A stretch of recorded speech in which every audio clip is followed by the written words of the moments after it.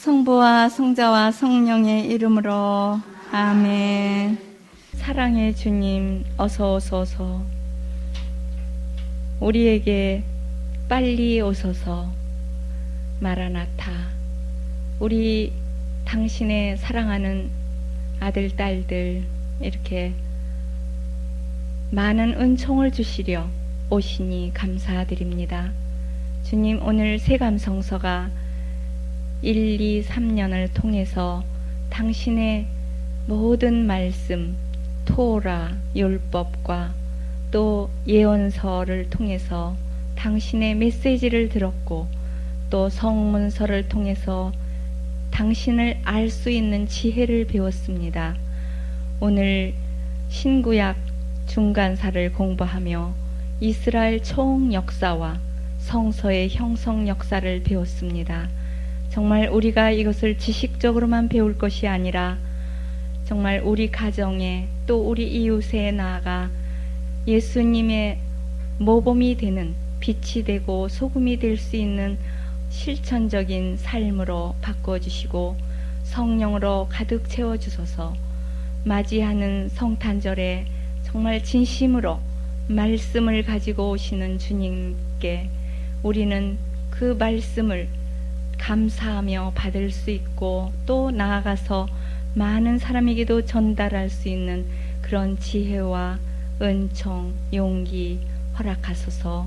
우리 모든 가정에도 축복해 주시고, 또한 방학 동안 그 말씀을 공부한 것을 실천하고 전하다가 다시 3월에 신약 공부를 할 수 있도록 우리에게 정말 함께 하여 주시고 승리의 삶을 살 수 있도록 은총 허락하소서. 이 모든 말씀 우리 주 예수 그리스도의 이름으로 비나이다.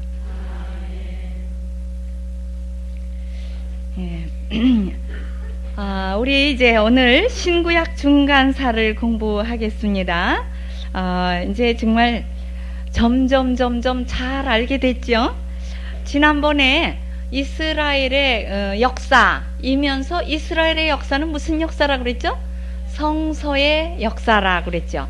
구약사, 그러니까 구약 성서의 역사라고도 할 수 있어요. 그러니까 이스라엘이 이런 역사를 지내면서 어떤 성서가 점점 기록되어서 우리에게까지 이렇게 내려오게 되었다는 것을 공부했습니다. 그러면 신구약 중간시대다, 중간사다, 이거는 약 400년간을 얘기하는데요. 언제부터 언제까지냐면 BC 333년 알렉산더가 이제 이스라엘, 이 팔레스티나를 지배하면서 그 헬라 시대가 되면서부터 이제 로마가 또 침공을 해요. 그래가지고 로마가 물론 AD 470년경에 이제 멸망을 하지요. 서로마 제국이, 동로마 제국은 조금 더 이제 있다가 이제 멸망하고 그러는데, 그때까지 로마 시대가 오기는 오지만 중간 시대, 중간사는 AD 70년까지, 그러니까 약 400년이 되죠. BC 333년에서 AD 70년. 왜냐하면 AD 70년은 무슨 해예요? 성전이 멸망되는 해예요. 제2차 성전, 제2성전이 또 불타버리는 해예요. 그러니까 이스라엘이 전부 아주 말살당하는 그런 해라고 보겠습니다. 그래서 아주 그때가 가장 암흑시대다. 그래서 400년간은 암흑시대다. 그래서 신구약 중간사, 예수님이 오시기까지, 예수님이 오신 후에도 이제 AD 70년까지는 빛을 못 봐요. 그러다가 이제 AD 70년이 지나고 이제 차차 그리스도의 빛이 이제 부각되기 시작을 하죠. 그러면 헬라 시대를 보겠습니다. BC 333년에서 63년까지 약 300년간, 그때가 이제 헬라 시대라고 그래요. 헬라 시대라는 거는 헬라 문명이 뭐예요? 그리스 문명이죠. 히랍 문명. 히랍어로 언어를 통일해야 되겠다. 그리고 히랍의 아주 그 철학적인 문화를 이렇게 세계를 통일해서 아주 문명 민족을 만들어야 되겠다는 야망이 알렉산더에게 있었어요. 그러니까 이 알렉산더 대왕이 이제 그 본래가 마케도니아 사람이에요. 마케도니아 왕국. 아버지가 필립인데 그 아버지가 이제 저기를 마케도니아 왕국을 만들었는데 이 알렉산더는 그 마케도니아라는 그 조그마한 곳에 머물지를 않고 마케도니아가 어디냐면 히랍이 있는 그 지역이에요. 그러니까 유럽 그 입구. 그런데 거기에서만 이렇게 살고 싶은 그런 마음이 없고 욕망이 아주 커가지고 전 세계를 장악하려는 힘이 아마 뻗쳤는가 봐요. 그런데 힘이 뻗쳤는데 그 힘이 얼마나 가겠습니까? 인간의 한계라는 거는 아주 조금이죠. 그래서 이 알렉산더가 그렇게 큰 야망을 가지고 동분서주 일로 쳐들어가고 절로 쳐들어갔지만 자기가 보기에는 전 세계를 장악한 것 같았지만 그렇지 않아요. 우리가 보기에는 아주 조그마해요. 그런데 그때 시대 때는 거기까지 간 게 아주 세상 끝인 줄 알았어요. 세상 끝까지 가서 이제 더 이상 쳐들어갈 데가 없다. 그러고 울었다 그랬죠? 그랬는데 사실은 태평양 건너서 또 그냥 뭐 어디를 건너서 대서양을 건너서 아주 더 큰 세계가 있는 거는 모르고 이제 배도 시원치 않고 옛날 시대 때는 모든 교통수단이 없으니까 거기까지만 가고 세상 끝인 줄 알고 그리고 10년간 겨우 통치하고 죽었어요.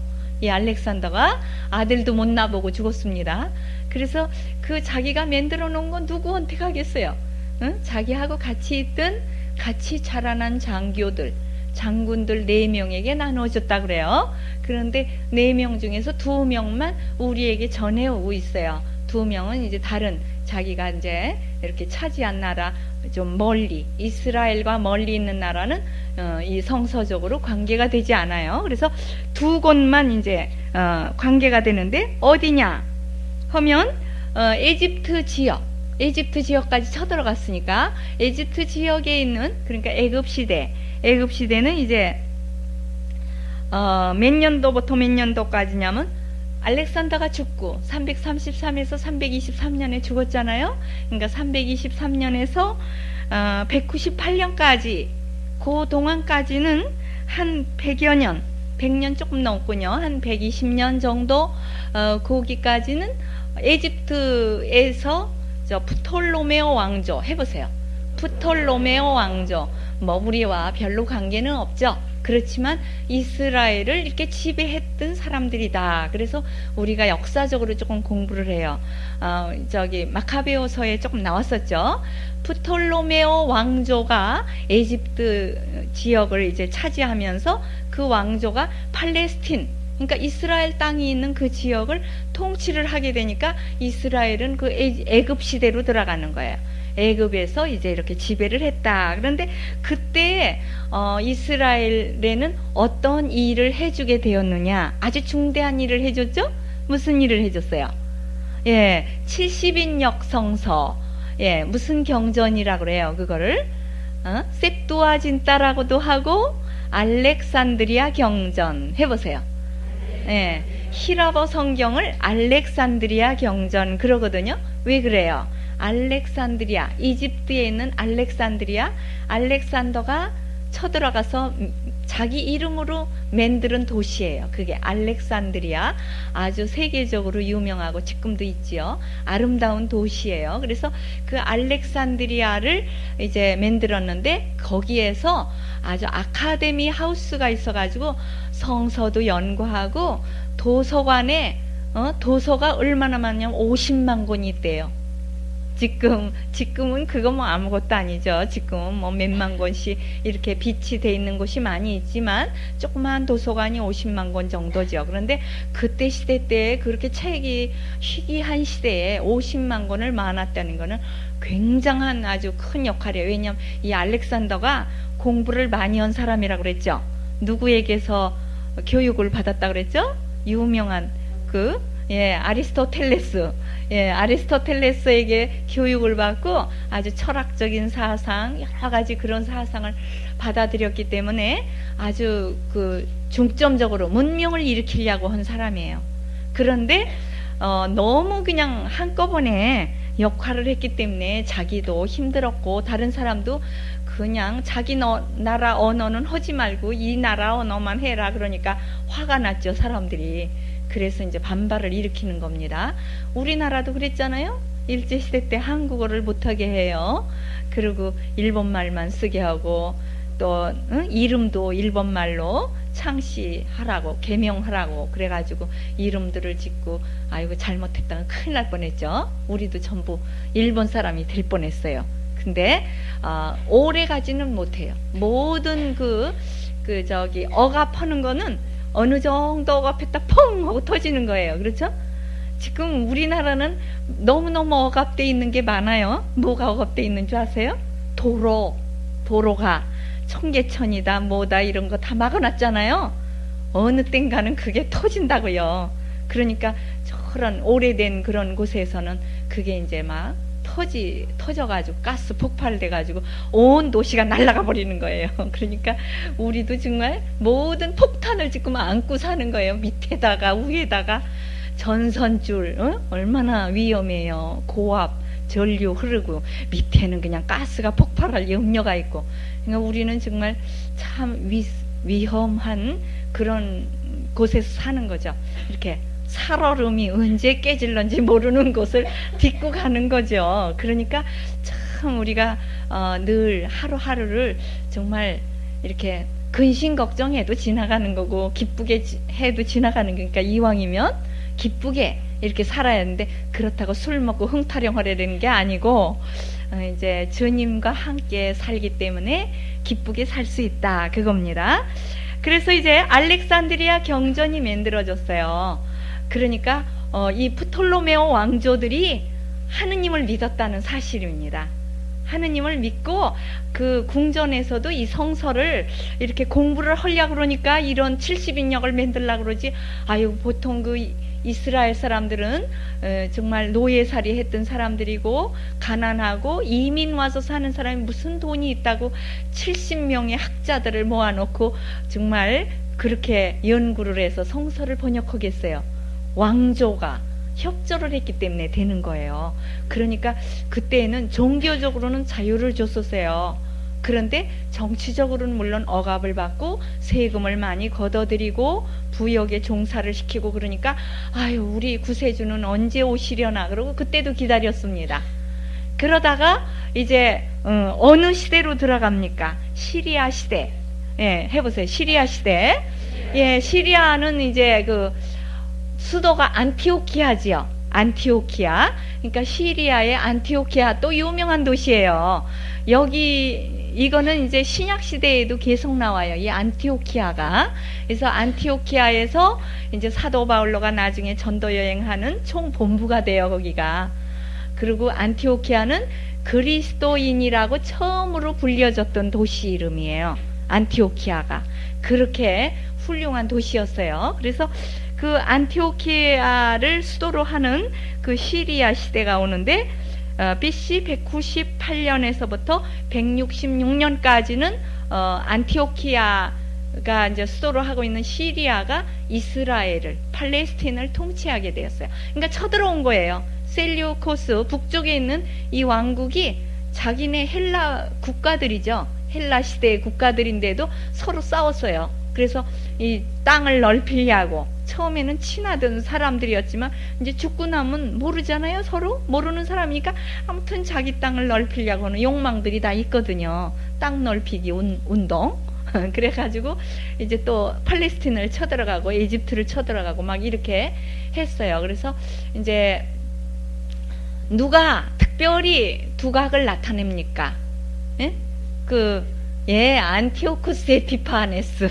이 안티오쿠스 에피파네스, 이 4세가 이제 에집트까지 쳐들어가고 팔레스틴은 물론, 이제 에집트까지 막 쳐들어갔어요. 그때 에집트에 있던, 알렉산드리아에 있던 누가, 이스라엘 교포들이, 이스라엘 디아스포라들이 막 환영했다고 그랬죠. 그러니까 안티오쿠스 에피파네스의 전임 왕, 셀류코스 3세, 셀류코스 왕조예요. 그러니까 그 왕의 이름들이 셀류코스라 그래요. 그런데 이 셀류코스 3세가 거기를 쳐들어가니까 그냥 막 교포들이 좋다고, 우리가 아주 좀 이렇게 좀 다른 왕이 오면 좀 좋은 줄 알고 좋다고 했지만 다 남의 나라 사람들이죠. 그런데도 환영을 했기 때문에 아주 그 사람이 좋아가지고 예루살렘 성전에 이제 자기도 제사 지낼 때 제물도 바쳤다 그랬죠. 제물도 바치고 그리고 종교의 자유도 주고 그 알렉산드리아에 있던 교포들 보고 이스라엘로 돌아오너라 그러면은 아주 많은 그 세금도 좀 면제해주고 좋게 해주겠다 이러고 장로급, 원로급, 대제사장, 율법학자 이런 사람들한테는 모든 세금을 면제해줬어요. 좀 잘 보이려고 이스라엘 사람들한테 이제 아주 높은 사람들한테 잘 보이려고 이렇게 했었는데 그 셀류코스 3세가 그 어느 성전에서 죽게 되지요. 에? 그러니까 예루살렘 성전은 아니지만 다른 신전에 들어가서 뭐 좀 약탈해 가려고 그러다가 돌팔매를 맞아가 죽었잖아요. 그러니까 싹 정변되는 거예요. 종교의 자유를 주면 안 되겠구나. 완전히 이제 이 헬레니즘 화를 해야지 안 되겠다. 자기네들 그 신전을 놔두니까 그냥 왕이 들어갔는데도 이렇게 죽이다니 이래가지고 완전히 변해서 안티오쿠스 에피파네스 4세 때 이 셀류코스 4세죠. 그러니까 4세 때에는 완전히 그냥 막 헬레니즘을 그냥 강요하게 되는 거예요. 그게 바로 그 시대에 뭐가 만들어져요? 성서가 다니엘서와 마카베오 상하가 바로 이때 헬라 시대 때에 기록되는 겁니다. 그러니까 지금 이게 성서의 형성 역사예요. 뭐 이런 역사를 배우려고 하는 게 아니라 우리는 성서를 배우기 때문에 아 이런 시대에는 이런 성서가 쓰여졌고 이런 시대에는 이런 성서가 쓰여졌구나 그거를 공부하는 겁니다. 그래서 이제 그때 이제 다니엘서와 마카베오 상하가 쓰여지면서 이 시리아 시대에 이제 뭐가 일어납니까? 마카베오 혁명이 일어나요. 마카베오 이제 그 아버지 마따디아가 사제였죠. 마따디아와 그 아들 5명이 일어나가지고 마카베오 반란이 일어나는 거죠. 이 사람들한테서는 반란이지만 이스라엘에서는 독립운동이죠.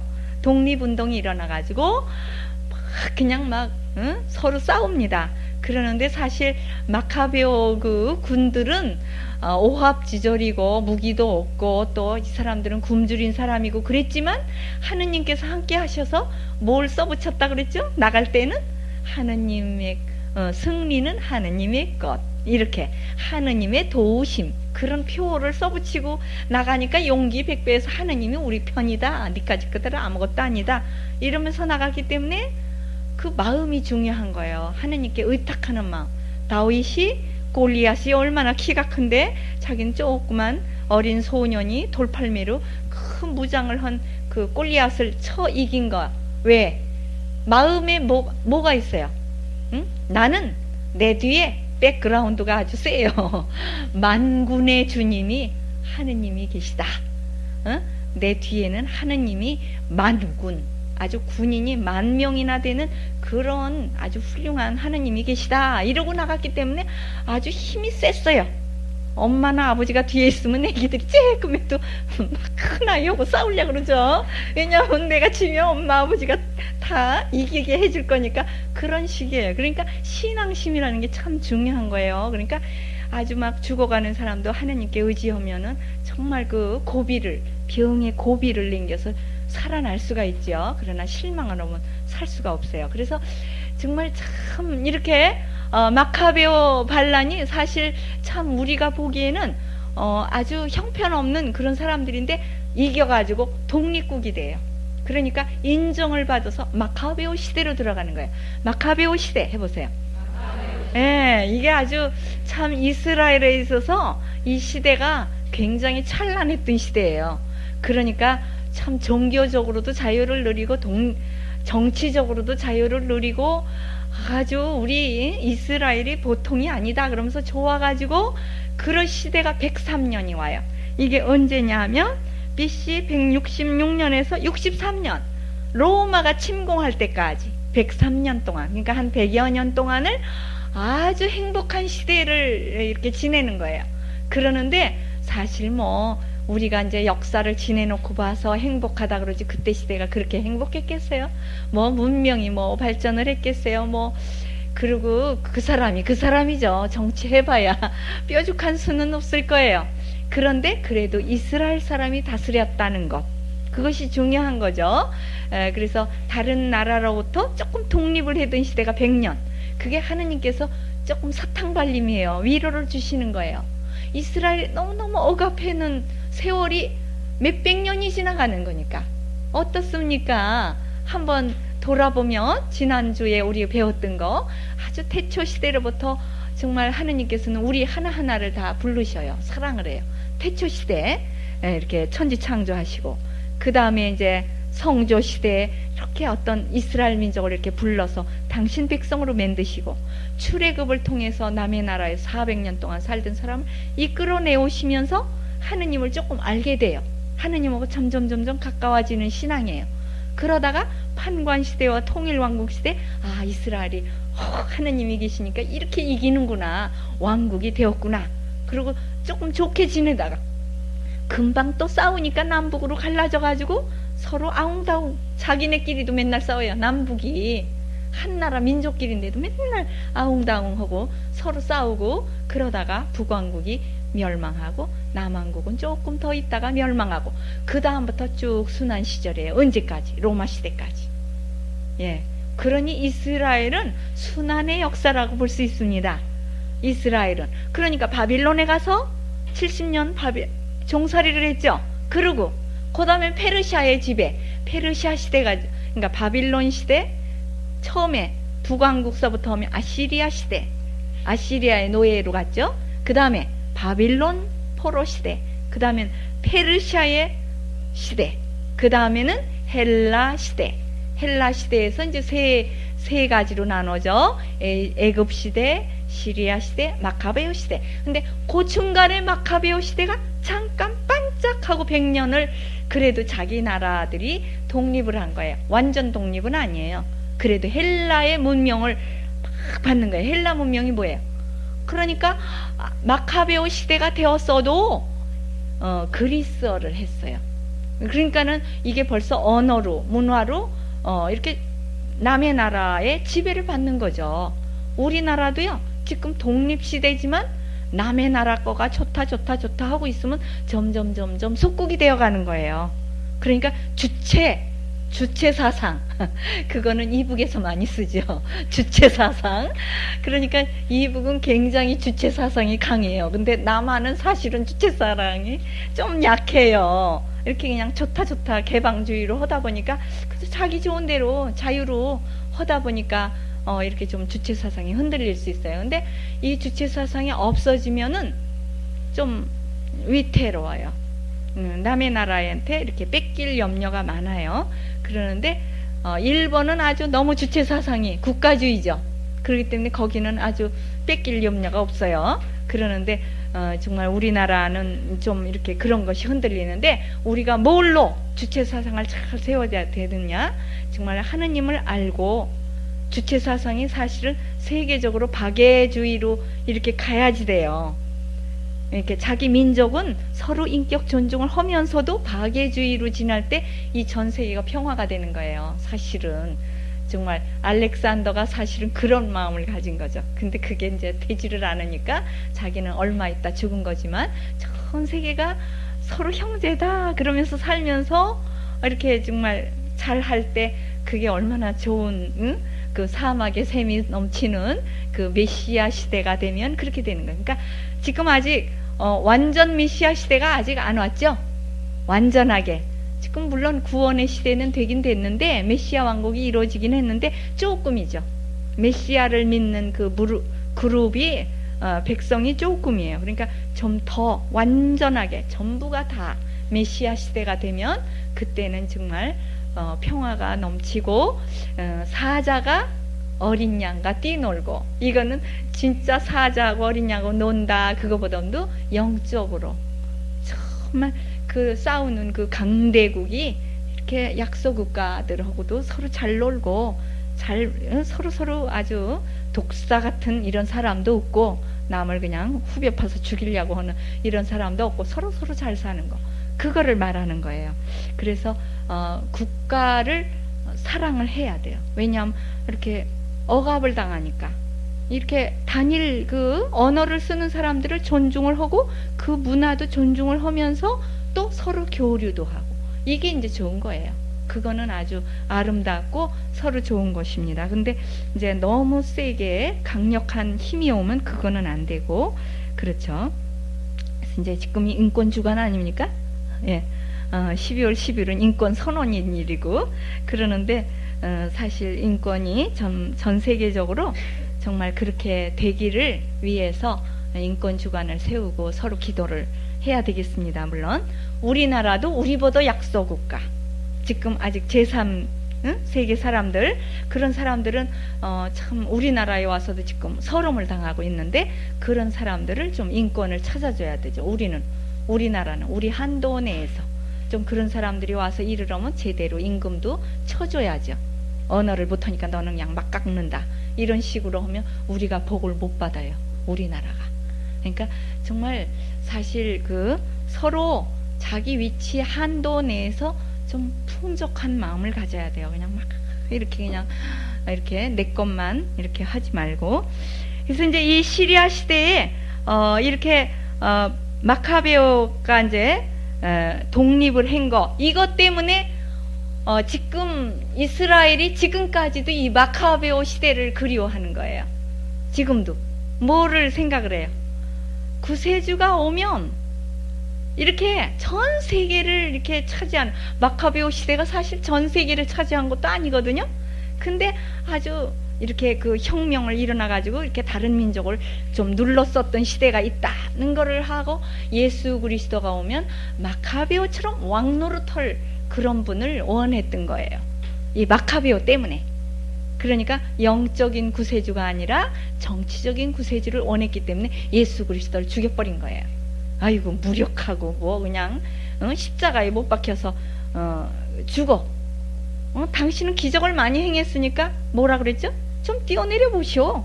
그러면 우리가 믿겠어. 당신이 좀 왕이 좀 되어 보시오.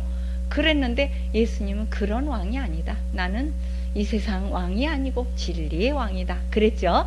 근데 그거를 못 깨달았죠. 사람들이 못 깨달고 그러니까 유대아 그 지도자들이 못 깨달고 12제자도 못 깨달았죠. 맨날 왕 되면 나 예수님 옆에 앉는 지위 좀 주세요. 이러고 이렇게 서로 못 깨달았었습니다. 그런데 지금까지도 우리는 못 깨달아요. 지금도 예수님을 믿는데 왜 내가 좀 부자가 안 돼? 저 사람 믿지도 않는데 왜 저렇게 잘 되나? 지금도 우리는 물질적인 축복만 원해요. 아유 저 사람은 왜 저렇게 건강하고 그냥 나쁜 사람인데 도둑놈인데 왜 저렇게 건강해? 그리고 왜 나는 이렇게 병이 많어? 하느님도 잘 믿고 기도도 잘하는데 이게 아니거든요. 예수님은 뭐 하러 오셨다 그랬죠? 진리의 왕이고 아주 영적 축복을 주러 오셨고 영원한 생명을 주러 오셨지 잠깐 생명 동안을 잘해주러 온 게 아니고 그거는 이제 나중에 가서 상을 준다. 다 이제 쳐준다. 이자를 쳐서 이제 다 갚아주시겠다고 약속을 했습니다. 그래서 그거를 믿어야 되겠죠. 그럼 마카베오 시대에요. 참 이게 마카베오 시대에 103년 동안에 한 10명의 지도자들이 있었어요. 누구 있느냐 하면 여기에다 다 못 써드렸는데 마카베오 시대에 이제 마따디아가 167년에 이제 시작을 해서 166년까지 1년 동안 이제 우리 독립하는 운동하자 그러고 이제 사람을 모았어요. 그래가지고 166년부터 싸움이 시작이 됩니다. 그래서 유다 마카베오가 성전을 정화하고 하누카 축제를 열었죠. 제단을 봉헌하고 아주 정말 하느님께 성전을 다시 찾고 깨끗이 청소하고 이제 제사를 올릴 수 있는 이런 일을 했습니다.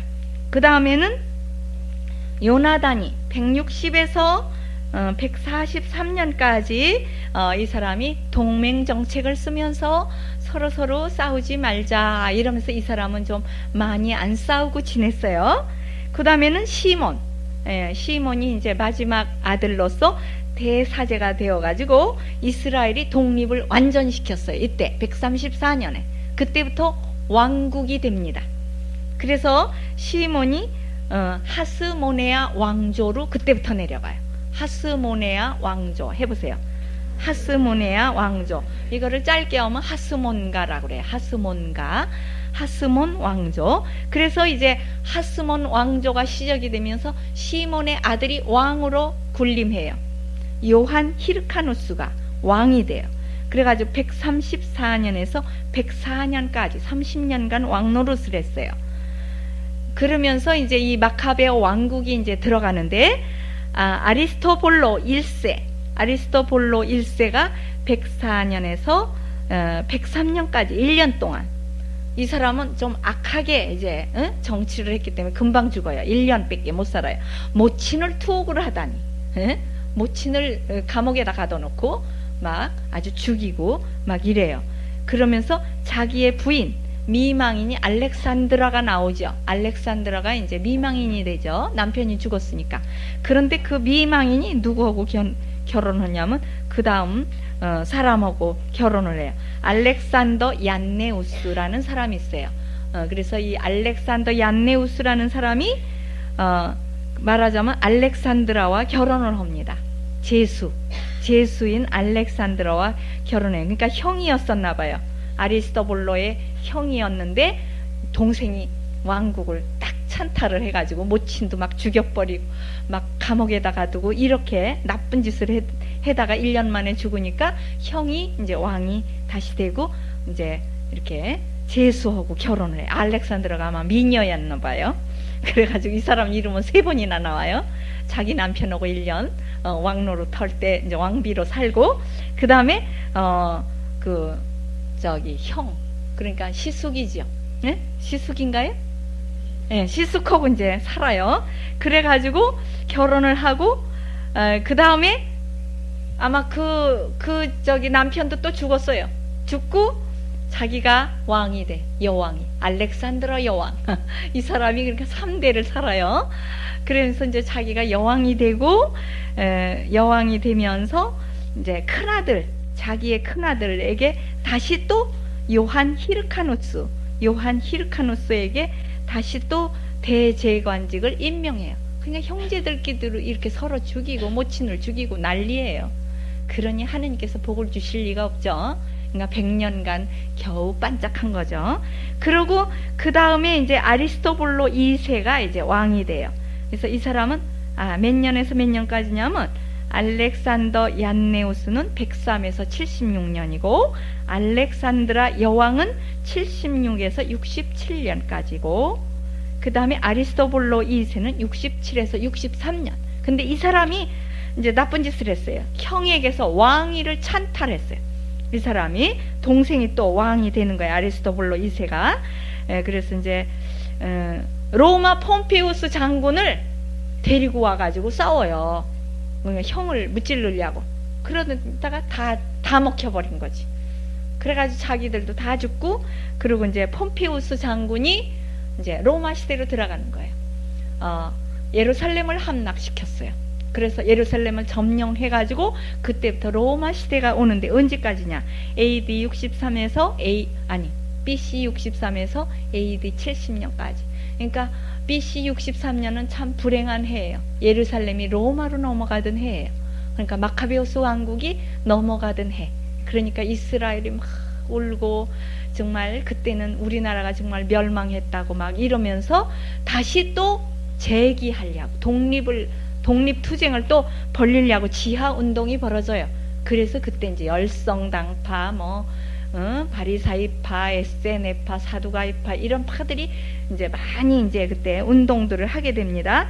그러니까 로마 총독이 이제 되면서 누가 되느냐 하면 히르카누스 대제관이 임명이 돼요. 로마 총독 밑에 대제관 하나가 있게 돼요. 그래서 63에서 37년까지 이때 조금 평온한 시대가 있었어요. 그래서 대제관이 그래도 제사를 지냈었어요. 예루살렘 성전이 불타지는 않았었어요. 그랬는데 그 다음에 누가 왕이 됩니까? 유명한 왕. 이때부터 이제 신약 시대가 들어가는 거죠. AD로 들어가니까 BC 37년에서 AD 4년까지 헤로데 대왕. 이때가 누구예요? 예수 아기가 탄생하여 AD 4년 그 헤로데 대왕 말년에 가서 예수 그리스도가 탄생을 해요. 그러니까 이 헤롯 대왕이 어떻게 했죠? 아기 예수님을 죽이기 위해서 많은 무죄한 어린 아기들을, 베틀레헴에 있는 아기들을 죽여버린 이 왕이에요. 이 헤로데 왕이, 헤로데 대왕. 헤로데가 한 3가지, 4가지가 나와요. 헤로데라는 왕조이기 때문에 쭉 나오지만 이름이 틀려요. 헤로데 대왕은 이제 아주, 이 사람은 조금 일을 좀 많이 했어요. 이 사람이 왕이 되면서 마카베가의 마지막 공주하고 결혼해. 마리암네라는 마카베가의 마지막 딸. 아주 이제 그 딸이 없어지면 끝나는 거예요, 마카베가. 그러는데 왜냐하면 헤로데 대왕이 조금 이 대제관들하고 좀 친하려고 마카베가의 이제 공주하고 결혼하면은 이스라엘 사람들이 좋아할까봐.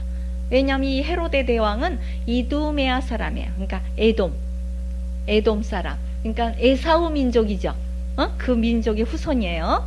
그러니까 헤로데 대왕이 이스라엘 사람이 아니거든요. 그런데 이스라엘 사람한테 조금 좀 호감을 사기 위해서 마카베가는 이스라엘 사람들이죠. 그러니까 마카베가의 마지막 공주인 마리암네, 이 헤로데 대왕은 좀 알아야 돼요. 왜 그러냐면 예수 그리스도 탄생 시대에 이제 왕 노릇했던 사람이니까. 그리고 신약 시대에 이 헤로데 대왕 얘기가 좀 나와요. 그리고 이 헤로데 대왕은 이스라엘 사람들한테 호감을 받기 위해서 굉장히 노력해요. 이 마리암네와 결혼을 하고 아들을 낳습니다. 마리암네 아들을. 그런데 마리암네를 죽여버려요. 나중에 자기가 왕이 된 다음에 그 악독한 마음이 생겨가지고 내가 이두메아 사람인데 이 마리암네의 아들들이 나를 갖다 죽여버리면 어떡하나, 이런 망상증, 과대 망상증, 뭐 아주 좀 피해 망상증, 이런 것들이 생겨가지고 그 부인도 죽여버리고 그 부인이 낳은 아들을 죽여버리는데, 그래도 그 아들의 아들이 살아남아요. 그래가지고 나중에 이제 또 그 명맥을 잇게 됩니다. 참 그 후손이라는 게 재밌어요. 그래도 핏줄을 타고 나면 그래도 뭔가를 하게 되는 거예요. 그래서 그 이 헤로데 대왕은 좋은 일은 한 가지 했어요. 좀 정치적으로 잘하기 위해서 세금을 많이 걷어들여 가지고 예루살렘 성전을 증축했어요. 그러니까 예루살렘 성전이, 제2성전이 왜 좀 아름다웠냐면 이 사람이 아주 건축가야. 그래가지고 많은 건축을 했어요. 자기 궁전도 많이 짓고, 마사다 있죠, 마사다.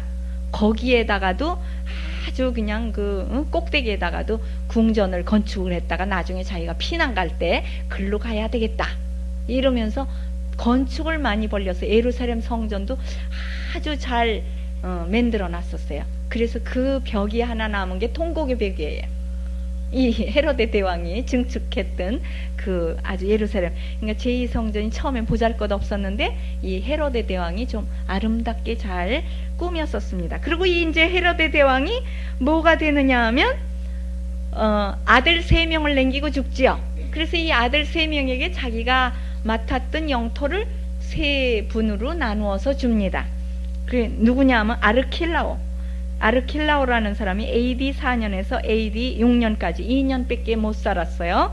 이 사람이 유대 영주, 그러니까 유대야, 그 예루살렘 있는 그쪽에 있는 곳에를 이제 정치하던 사람이 유대 영주죠. 그래서 유대야 영주 아르킬라오.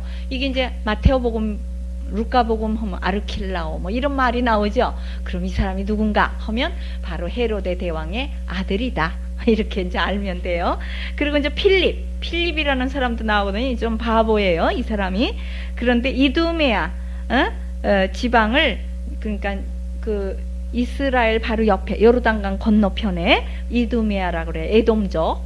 거기를 다스렸던 사람이에요. 이 사람은 뭐 성경하고는 별로 연관이 없어요. AD 4년에서 AD 34년까지 30년권 동안 이스라엘과는 조금 관련이 없는 사람이고 그렇게 살았어요. 그러니까 이방인 지대죠. 그리고 이제 유명한 사람이 누구냐? 헤로데 안티파스예요. 이 사람이 시대에 아주 어려운 일이 많이 생기고, 저기 예수님도 그때 죽이고, 이 헤로데 안티파스 시대 헤로데 대왕이 뭐 빌라도한테 보내고 예수님은 일로 보냈다 막 그러죠. 그게 이 헤로데 안티파스예요. 그때 시대 때 예수 그리스도가 빌라도 총독에게서 이렇게 사형을, 언도를 받고, 이제 헤로데 대왕은 죽일 권한이 없어요. 왜냐하면 이스라엘의 왕이지만 사형권은 로마에게 있기 때문에 로마 총독에게 보내서 빌라도가 탁 죽이라 그러고, 이 사람은 누구를 죽였냐? 예수님 죽이기 전에 먼저 세례 요한을 죽인 사람이에요. 참수. 예, 이 사람이 바로 자기 제수인 필립의 아내 헤로디아와 결혼해가지고 그의 딸 살로메가 춤추니까 자기 생일날 좋다 그러면서 뭐든지 달라고, 그러니까 요한 세자 목을 달라고 쟁반에다 담아달라. 바로 이 헤로데 안티파스예요. 이 사람이. 이제 좀 아시겠어요? 그래도 모르지만은 성서 배울 때 조금 도움이 됩니다. 그래서 이스라엘이 이렇게 정치가 되어 왔구나. 이스라엘 참 우리나라하고 비슷해요. 우리나라도 얼마나 많은 외국의 침입을 받은 그런 민족이잖아요. 그래서 조그마한 그런 소국들은 이런 아주 많은 순환을 겪게 돼요. 그래 이제 그 다음에 여기 쓰여 있지 않지만 그 다음에 누가 되느냐 하면 아그리빠 1세가 돼요. 아그리빠 1세. 이때 AD 34년에서 44년까지 이 사람이 이제 왕노릇을 하는데, 이 사람이 바로 마리암네의 손자예요. 그러니까 헤로데 대왕의 손주가 되는 거죠. 아그리빠 1세. 이 사람이 이제 인질로 로마에 가서 붙잡혀 있다가 거기에서 교육을 받고, 그러다가 어떻게 잘 보여가지고 왕자리를 하나 타가지고 거지로 살았대요. 아주 먹을 것도 없이 그냥 막 이렇게 어렵게 살고 그러는데, 어떻게 우더른한테 잘 보여가지고 이제 로마의 황제가 왕이 될 때 같이 합세해서 좀 이렇게 일을 좀 해가지고 왕을 이제 하나 받아요. 분봉 왕자리를 하나 타가지고 와서 이제 핏줄이니까 이스라엘의 핏줄이에요. 이 사람이. 그런데 이 사람은 그래서 아그리빠 1세는 유다교를 숭배하게 돼요. 그러나 그리스도교를 박해하게 돼요. 이 사람, 왜냐하면 유대인의 이스라엘인의 핏줄이니까 유다이즘이 들어갔기 때문에 유다인들한테는 잘해주고, 자기가 유다를 믿으니까 이스라엘 구교를 믿으니까, 그리고 그리스도교는 좀 박해했어요. 그리고 이제 그 다음에 마지막 아그리빠 2세. 왜냐하면 이게 사도행전에 나옵니다. 아그리빠 2세는 사도행전에 아그리빠 전하 그러면서 얘기를 하죠. 사도 바울이 아그리빠 전하, 이 얘기를 좀 잘 들어보십시오. 내가 이렇게 예수 그리스도를 믿은 것밖에 난 죄가 없습니다. 그러면서 얘기를 하거든요. 연설을 바로 이 아그리빠 2세한테 하는 거예요. 이 사람은 AD 50에서 AD 70년. 이 사람이 이제 마지막 이스라엘의 멸망 시기에 살았던 사람이에요. 이 사람이. 그래가지고 이 사람도 기독교를 박해합니다. 그리고 이 사람 시대에 누가 죽느냐? 베드로 바오로가 순교해요. 그러니까 AD 68년 경쯤 해서 사도 바울로와 베드로가 로마에 가서, 코바디스 영화에 나오죠. 로마에 가서 거꾸로 십자가에 못 박히고, 바오로는 이렇게 치명하죠. 왜냐하면 이분은 로마 시민권을 가졌기 때문에. 그래서 이때 그렇게 이런 분들이 죽고, 그러니까 유다교는 아주 멸망이 되는 거예요. 이때 이제 이스라엘은 완전 멸망이 되는 거고, 우리는 뭐예요? 유다교의 뿌리이지만은 그리스도교가 그때부터 이제 빛을 보기 시작을 하는 거죠. 그래서 초대교회가 이루어지고, 베드로 바오로는 순교를 했지만 그래도 똘똘 뭉쳐서 전교를 세계적으로 하는 그 그리스도 교회가 이제 시작이 됩니다. 이게 이제 신약이 시작이 되는 겁니다. 그래서 그때 이제 마지막으로 이스라엘 사람들 멸망하기 전에 독립전쟁을 또 한 번 했어요. AD 70년. 그러니까 마카베오가 독립전쟁을 한 번 했는데, 그거를 본받아서 다시 한번 유대가 독립을 해보자. 그리고 로마에 저항을 했는데 저항이 됩니까? 달걀로 바위치기지요. 그래가지고 결국은 이스라엘 사람들이 예루살렘 성전에 들어갔었죠. 들어가가지고 청년들이 몇만 명이 들어갔어요. 그래가지고 막 싸우는데, 이제 마지막 티토 황제, 로마의 황제가 될 사람이에요. 티토 장군이 불을 놓아라 그랬어요. 예루살렘 성전에다. 그러니까 그 성전에 다 죽었죠. 그리고 마지막 남은 독립군이 어디에 있냐? 마사다 바위돌 위에. 아주 우리가 거기 저기 그거 타고 올라갔어요. 그 뭐 이렇게 타고 올라가는 거 뭐죠? 응? 케이블카. 케이블카를 타고 거기를 올라갔는데 아이고 얼마나 뜨겁고 그런 때인데 세상에 그 마사다 뭐 영화까지 나왔었죠. 이스라엘 사람들이 자기네 그 성지로 여겨요. 거기가 마지막 순교한 아주 참사당한 곳이니까. 그러는데 가보니까 아무것도 없어요. 바위돌밖에. 근데 어떻게 거기서 살았는가 몰라요. 3년 반을 버텼다고 그래요. 거기서 바위돌 위에서 그 사람들이 이스라엘 사람 막 전쟁을 하는 거예요.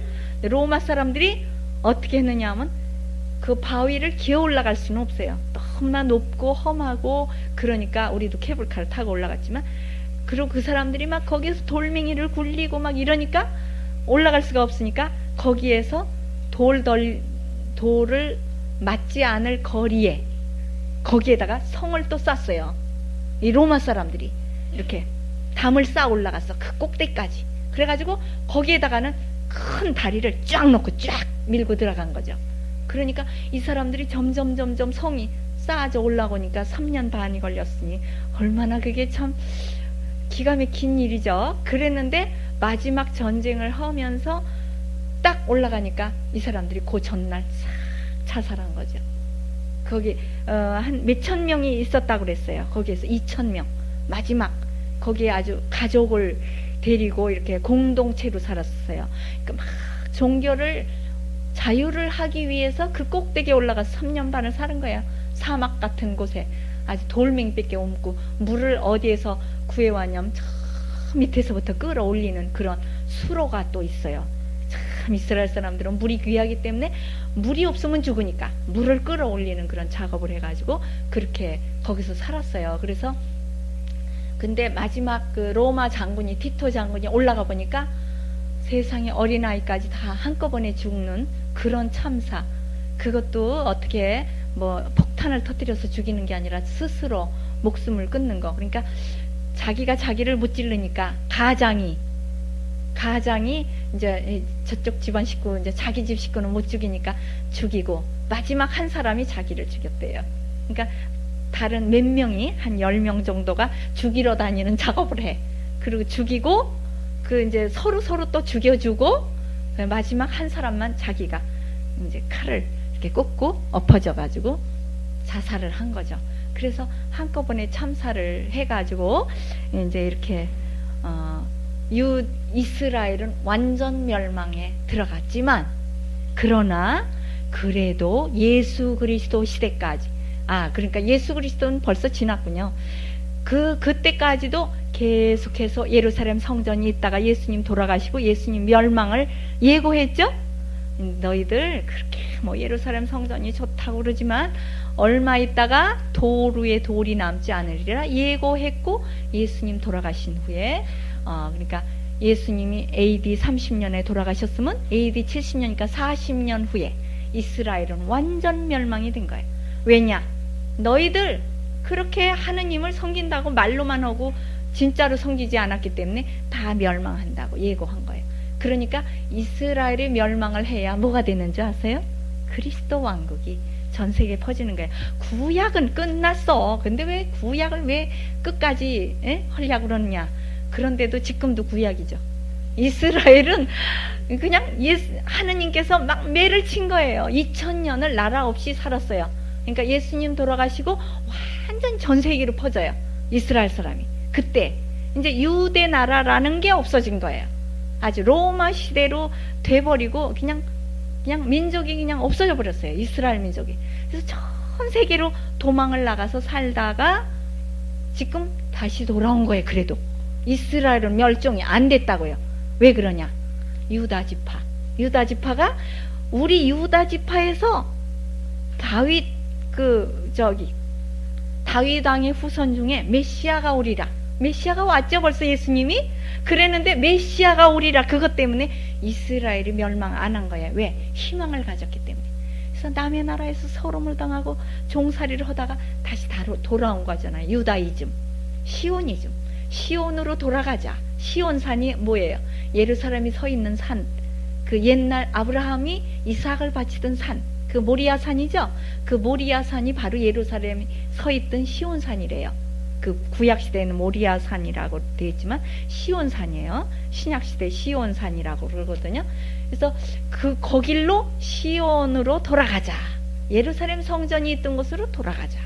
이게 유다이즘, 시오니즘이라 그래요. 그래서 이렇게 이스라엘 사람들은 그래도 나라는 없어졌지만 그래도 다시 돌아와서 있는데 아직도 못 깨달은 거예요. 예수 그리스도를 메시아로 인정을 아직도 안 했기 때문에 이 세상이 끝이 안 났어요. 왜 그러냐? 예수님이 그랬거든요. 신약 성경에 나와요.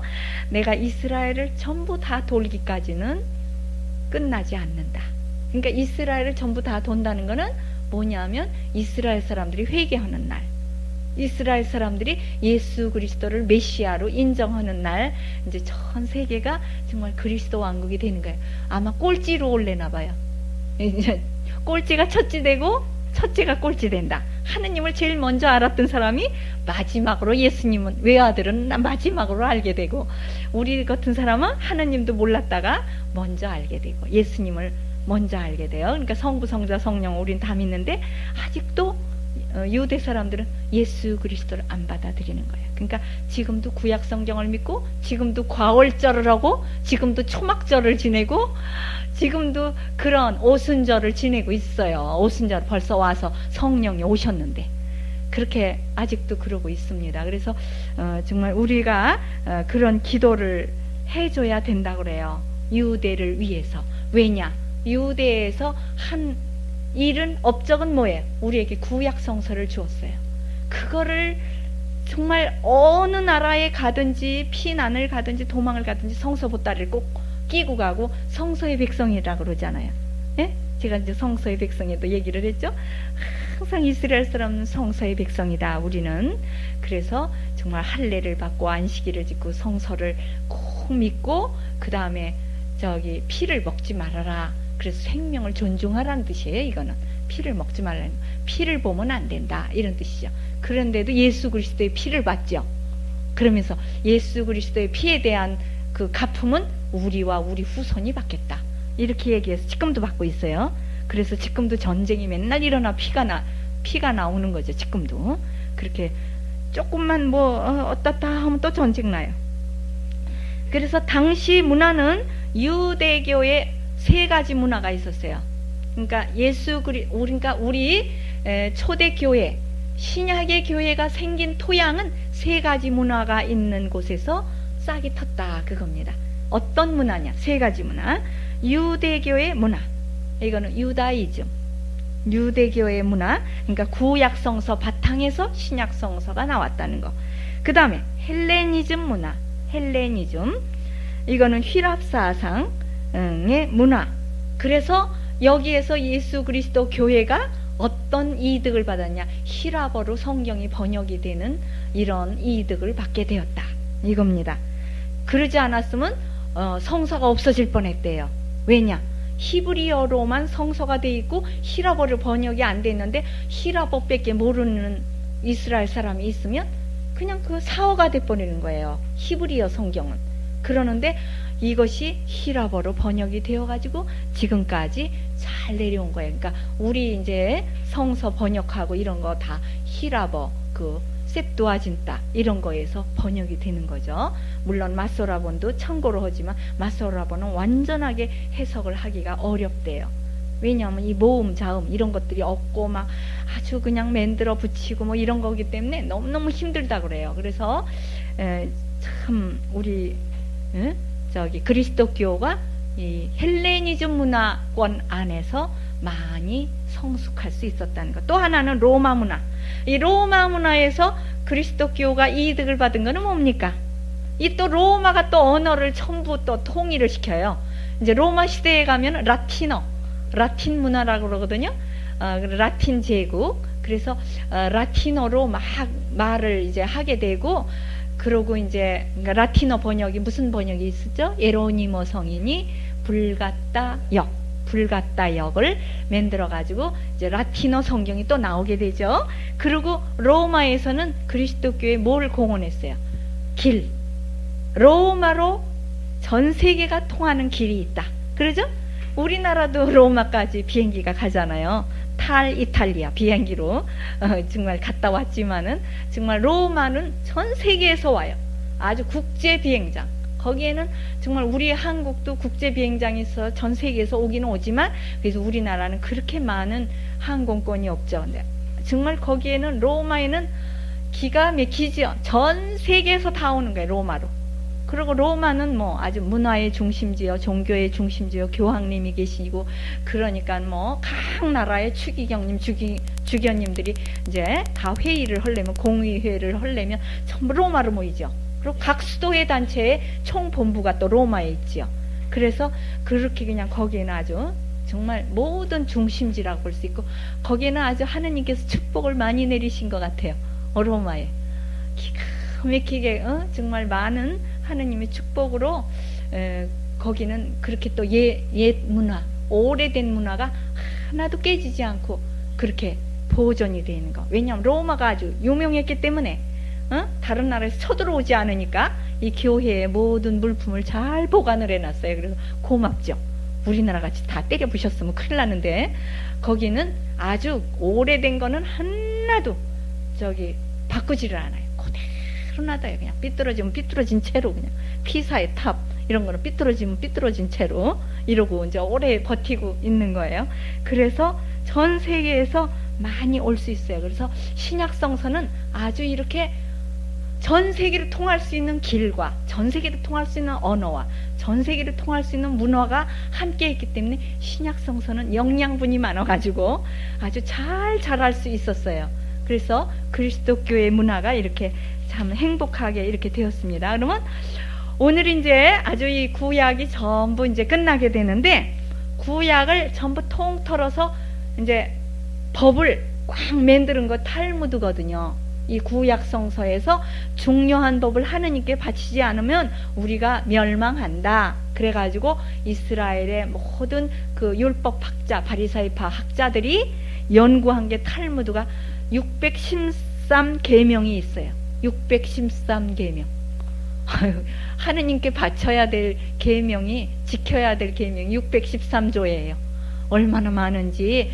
거리도 뭐 주일날 요만큼 걸으면 뭐 죄가 되고 뭐 요만큼 하면 바늘도 들으면 그것도 짐이래요. 그래서 바느질도 하면 안 되고 빵도 구우면 안 되고 그것도 일이기 때문에 그러니까 빵도 금요일날 저녁 되기 전, 해 떨어지기 전까지 다 구워놔야 돼요. 금요일 해가 지면 그때부터 안식일이에요. 그 사람들은 토요일 저녁부터 금요일 저녁부터 안식일이에요. 토요일 해 지기 전까지. 그렇게 토요일을 안식일로 지키는데 우리는 주일날 전날, 그래서 우리도 토요일날 왜 특전 미사하죠. 예, 그게 이스라엘 전통에서 나온 거예요. 전날 해가 지면 그 다음 날로 들어가는 거예요. 그래서 613개의 금지령의 계명이 있는데 요거를 성서적으로 요약을 해서 우리가 지키기 쉽게 해준 분들이 많이 있어요. 그래서 다윗 왕은 하느님께 참 사랑을 많이 드린 왕인데 이분이 10가지로 줄여줬어요. 613조 지키기 힘드니까 10가지로 요약을 해줬는데 시편 15장 2절에서 5절을 읽으면 10가지가 나와요. 우리가 지켜야 될 일상사, 그렇게 뭐 걸음수 뭐 이런 거는 뭐 그건 법이 아니죠. 이제 15장 시편 15장 2절에서 5절까지 그래야만 영원한 믿음이 흔들리지 않고 나갈 수 있는데 10가지가 이제 거기에 읽어보면 나오거든요. 정직해야 되고 진실해야 되고 남을 모함하지 말아야 되고 이웃에게 해를 끼치지 말아야 되고 친지들을 모욕하지 말아야 되고 손해가 나더라도 맹세를 잘 지켜야 되며 돈놀이를 하지 말아야 되고 뇌물을 받으면 안 된다. 뇌물을 받으면 무죄한 자가 다칠 수도 있다. 재판관이 뇌물을 받게 되면 정신이 흐려진다. 그리고 야훼의 눈 밖에 난 자는 업신여겨도 되고, 이건 구약시대라 그래요. 야훼의 눈 안에 들어온 사람은 이뻐하래요. 야훼의 눈 밖에 난 사람은 얕봐도 되고, 야훼를 두려워하는 자는 높여줘야 된다. 그래야 하느님께서 축복을 많이 주신다. 이렇게 10가지. 그게 10가지가 되지요? 쭉 이제 줄고 보면 돼요. 그 다음에 아주 더 줄인 사람. 더 줄인 사람 미가서 얘는 세 가지로 구분이 됐어요. 세 가지. 미가 6장 8절. 이건 저희 어머님께서 우리들에게 뽑아준 가훈인데요. 미가서 6장 8절. 거기에는 세 가지로 돼 있어요. 정의를 실천해야 되고 은덕에 보답할 줄 알아야 돼요. 응? 내가 은혜를 받았으면 은혜를 보답할 줄 알아야 인간이라 그러죠. 근데 인간은 어떻게 하죠? 은덕을 원수 보복을 해요. 그래 머리털 검은 짐승에게는 은혜를 베풀지 말랜대요. 은혜를 베풀면 혹시 서로 원수가 될 수도 있다. 돈 꿔줬다가 원수 되죠. 안 갚을 뿐만 아니라 아주 그냥 도망가 버려요. 그래서 친구가 끊어지죠. 은덕에 보답을 해야 되고 그 다음에 겸손하게 야훼의 이름을 경외하고 그러면 앞길이 열린다. 그거 나오죠? 미가서 6장 8절입니다. 써놓으시고 나중에 찾아보시면 돼요.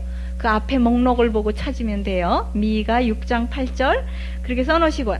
그 다음에 아모스는 더 짧게 2개예요. 2개 아주 2개로 요약을 했는데 아모스 5장 4절이에요. 아주 쉬워요. 살고 싶으냐? 나를 찾아오너라. 그거예요. 살고 싶으냐? 나를 찾아오너라. 아주 쉽죠? 또 한 가지는 다른 길로는 가지 말아라.